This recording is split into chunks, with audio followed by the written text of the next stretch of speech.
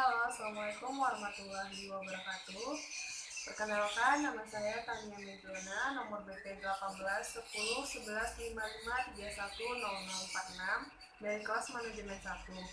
Di sini saya akan mempresentasikan tugas dari mata kuliah manajemen pemasaran global, yaitu tugas PBL atau Project Based Learning dari sistem e-learning tentunya.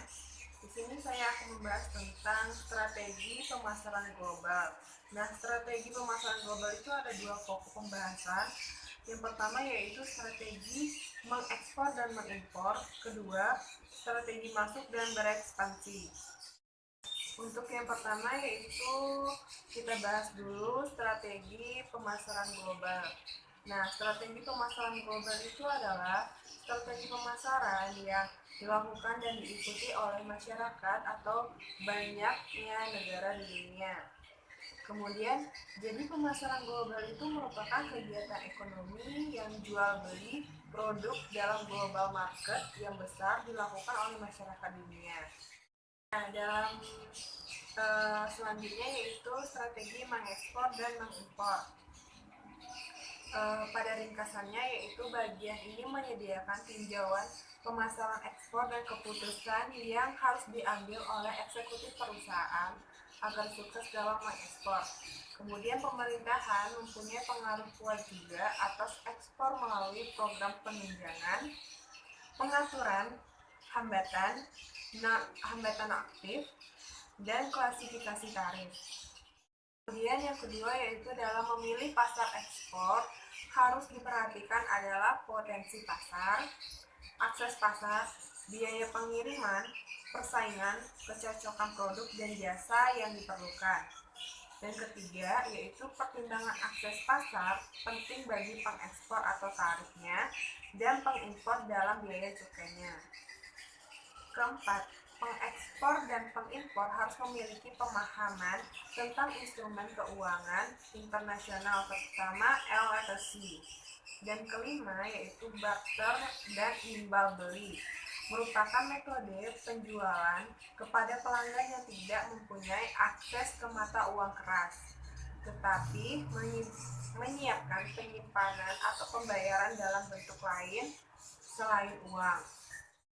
Nah, kita masuk pada pokok pembahasan yang kedua yaitu strategi masuk dan berekspansi. Nah, ringkasnya yaitu perusahaan mempunyai banyak alternatif dalam berpartisipasi pada pasar global, yaitu ada ekspor, lisensi, usaha patungan, dan kepemilikan. Dan semua itu tergantung pada bagaimana perusahaan menyusun rantai nilainya.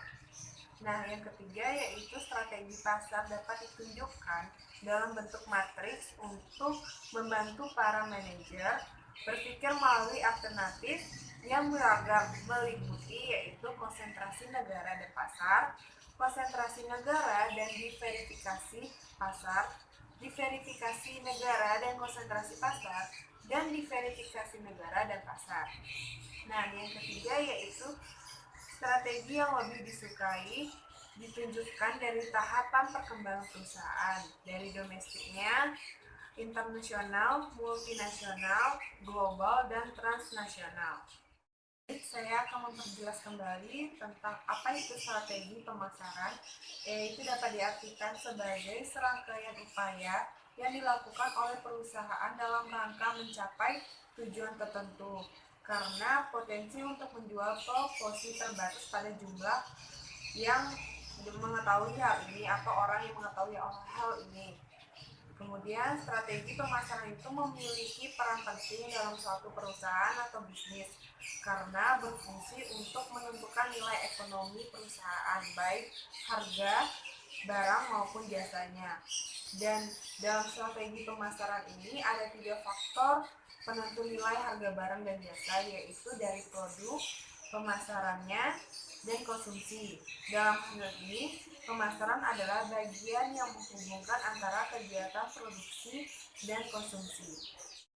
Dan untuk kesimpulan dari strategi pemasaran ini adalah merupakan suatu cara untuk memasarkan produk yang dihasilkan agar produk tersebut dapat menarik calon pembeli baik dari dalam maupun luar negeri nantinya, dan produk yang dijual dapat sesuai dengan segmentasi pasar yang akan dituju.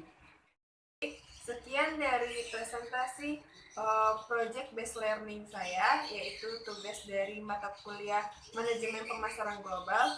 Mungkin cukup dipahami. Sekian dan terima kasih. Wassalamualaikum warahmatullahi wabarakatuh.